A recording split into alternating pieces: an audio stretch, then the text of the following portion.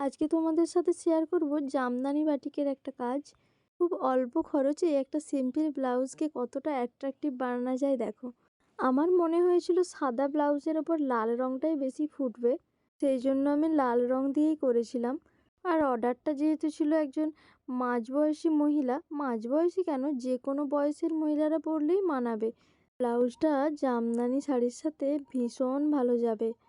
আগেই বলেছি আমি পেন্সিল ড্রয়িং কোনোদিনই আগে থেকে করে নিই না, যে জন্য ডিজাইনটা একটু এলোমেলো হতে পারে, মনে হতে পারে যে কোথাও ডটের কিংবা স্কোয়ারের গন্ডগোল আছে, কিন্তু আলটিমেট সব কাজটা পুরো কাজটা একসাথে দেখলে আমার মনে হয় না যে খারাপ লাগছে।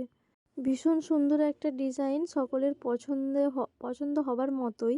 তোমাদের পছন্দ হলে তোমরাও অর্ডার করতে পারো। আর এই ডিজাইনটা কেমন হয়েছে অবশ্যই কমেন্ট করে জানিও তোমাদের কেমন লেগেছে। আর আজকের এই কাজটার জন্য একটা লাইক করে যাও please. Stay tune to Mishti's world. Tata.